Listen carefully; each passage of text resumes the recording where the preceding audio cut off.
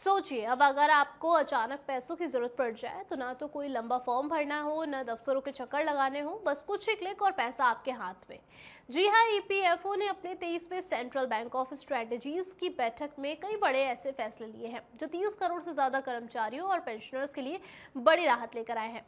अब कर्मचारी अपने ईपीएफ खाते से 100% एलिजिबिलिटी बैलेंस यानी कि कर्मचारी और एम्प्लॉयर दोनों का ही हिस्सा निकाल पाएंगे। पहले निकासी पर कई सारी शर्तें और लिमिट्स थी, जैसे शादी या शिक्षा के लिए केवल 3 बार तक के ही पैसे निकाले जा सकते थे, लेकिन अब ये लिमिट बढ़ाकर शादी के लिए 5 बार और शिक्षा के लिए 10 बार कर दी गई है।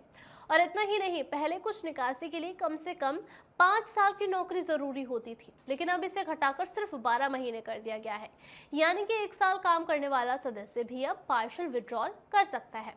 पहले निकासी के लिए 13 अलग अलग नियम थे, जिन्हें अब घटाकर 3 कैटेगरी में बांटा गया है, जिसमें पहला है आवश्यक जरूरतें, जिसमें बीमारी, शिक्षा और शादी शामिल है। दूसरा है हाउसिंग जरूरतें, इसमें मकान खरीदना और उसकी कंस्ट्रक्शन का काम शामिल है। विशेष परिस्थितियां, जैसे कि बेरोजगारी, महामारी या फिर कोई प्राकृतिक आपदा। अब स्पेशल सर्कमस्टांसेस में कारण बताने की जरूरत नहीं होगी, यानी कि फॉर्मेलिटी पूरी तरीके से खत्म कर दी गई है। और सबसे बड़ी बात, अब निकासी पूरी तरह ऑटोमेटिक होगी। दावे के लिए कोई भी डॉक्यूमेंट लगाने की यहाँ पर आपको जरूरत नहीं पड़ेगी, क्योंकि अब 100% ऑटो सेटलमेंट सिस्टम लागू किया जा रहा है। ईपीएफओ ने इस बैठक में तय किया है कि हर सदस्य के खाते में कम से कम 25% रकम मिनिमम बैलेंस के रूप में रहनी चाहिए। इससे आपके दो फायदे होंगे। पहला, जरूरत पड़ने पर आपको पैसे मिलेंगे और बाकी रकम पर 8.25% वार्षिक ब्याज और कंपाउंडिंग का फायदा भी जारी रहेगा। यानी कि यह सिस्टम तुरंत जरूरत और लॉन्ग टर्म सेविंग दोनों के ही बीच का एक परफेक्ट बैलेंस बनाएगा। बैठक में ईपीएफओ ने विश्वास स्कीम की भी घोषणा की है। इसके तहत विलंबित पीएफ भुगतान पर लगने वाला भारी जुर्माना भी अब इसको घटाकर 1% महीना कर दिया गया है। पहले ये पेनल्टी 5% से 25% तक थी। पुराने मामलों में 37% तक पहुंच जाती थी।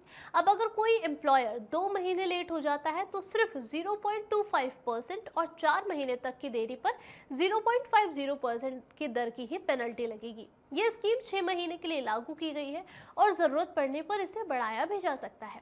इस कदम से लगभग 6000 चल रहे मुकदमे और 21,000 संभावित विवाद खत्म होंगे।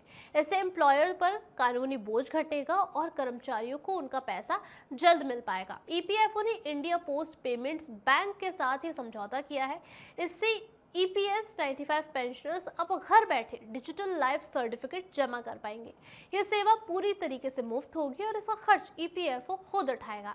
खास करके ग्रामीण और दूर दराज के इलाकों में रहने वाले बुजुर्गों को इससे बहुत ज्यादा राहत मिलेगी।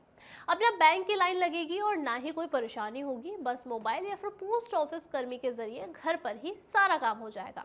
बैठक में ईपीएफओ 3.0 को भी मंजूरी दी गई है। यह ऑर्गेनाइजेशन का डिजिटल ट्रांसफॉर्मेशन फ्रेमवर्क है।